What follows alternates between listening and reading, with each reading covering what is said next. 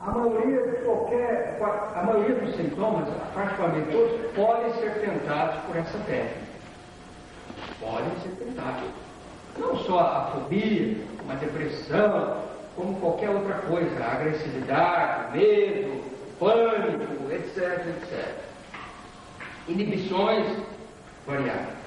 Agora, quando a pessoa está num transtorno psicótico, transtorno de loucura mesmo, de esquizofrenia, de psicose maníaco-depressiva, coisas mais graves, evidentemente nós não vamos propiciar isso, porque ele nem muda a marcha no cérebro. O grau, a marcha está tão assim, cristalizada, que ele não sai dessa marcha, não tem condições de aplicar a técnica. Nem jeito de mudar?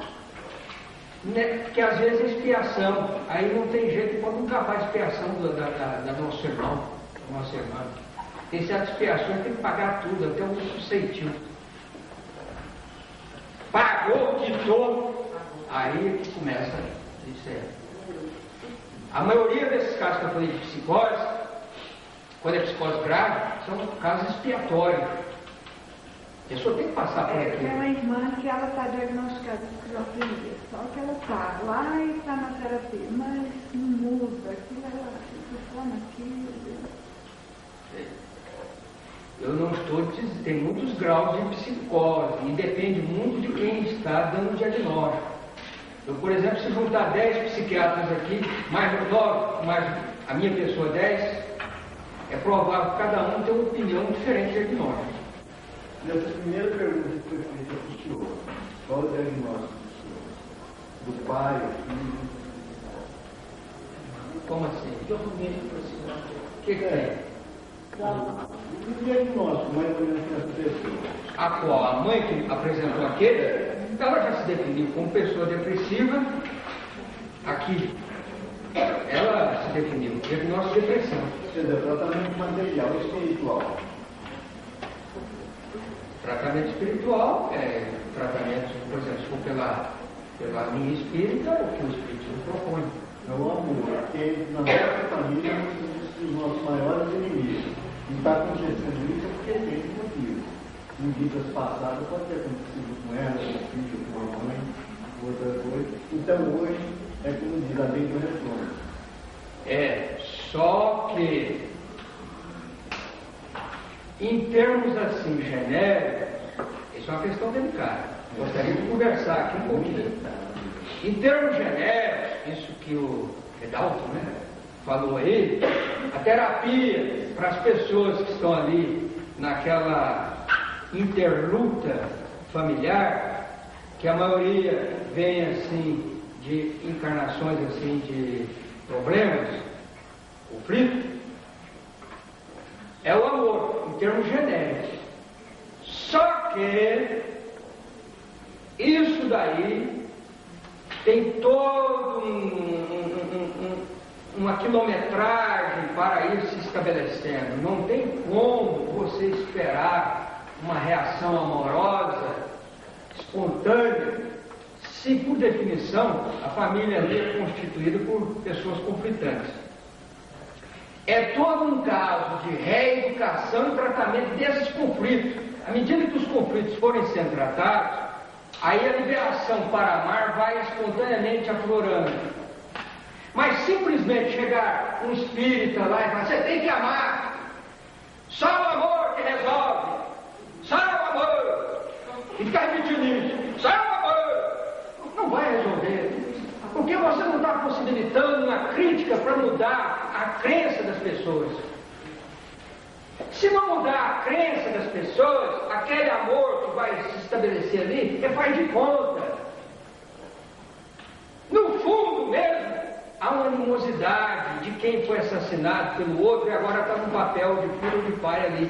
Enquanto ele não mudar a crença, aquela crença conflitante, aquelas ideias conflitantes, lá no assassinato, eu não podia ter morrido por você, eu odeio você. Enquanto ele não mudar aquilo lá, o amor que só fala aqui em amor, só da boca para fora. Aí às vezes nem consegue nessa vida, né? Exatamente.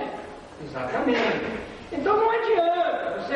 É a mesma coisa de saber. É o amor, eu sei que é o amor. Mas como é que vai operar isso?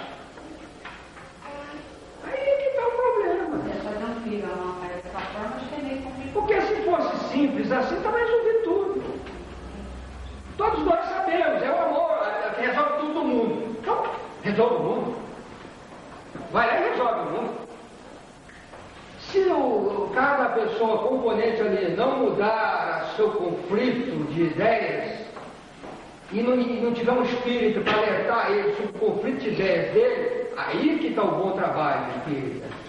Procurar identificar, ajudar a pessoa a conscientizar sobre o conflito de ideias. Olha, o senhor está dividido, o senhor pensa isso aqui, se a sua ideia é essa, e de cá o senhor pensa outra. Aí não vai resolver não. Não vai amar de jeito nenhum. Eu não acredito. Já é uma crença minha. Mas baseada, pelo menos até agora, na minha experiência e na minha observação. Mas faço questão de dizer que é minha crença. Doutor Batista, eu vou continuar a falar que por tudo isso que eu passei, né, inclusive até igual a mulher da menina, né, cheguei a diagnosticar esquizofrênia, tive depressão psicótica depressiva e tem tudo, isso não tem problema, né? Tem problema que a pessoa quer, né? Resolver, né? A pessoa em si. E hoje eu não passei disso. Vamos em frente.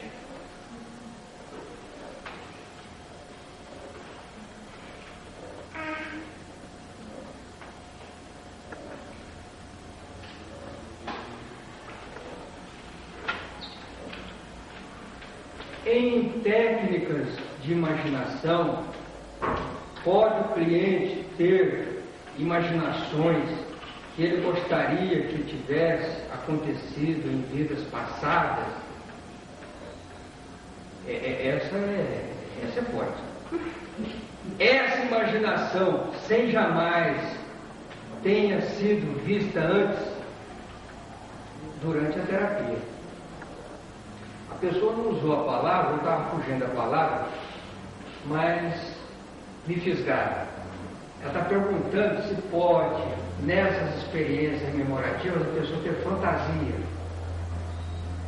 Que não é uma coisa assim de rememoração, de lembrança real, de supostas vidas passadas. Mas sim que ela criou com a imaginação dela, assim por ela mesma, que a gente chama isso de fantasia. Ela está perguntando se lá, quando está ocorrendo o trânsito lá, não aparecem também as fantasias, mas aparecem demais. Aparecem demais. Separar os dois do trio.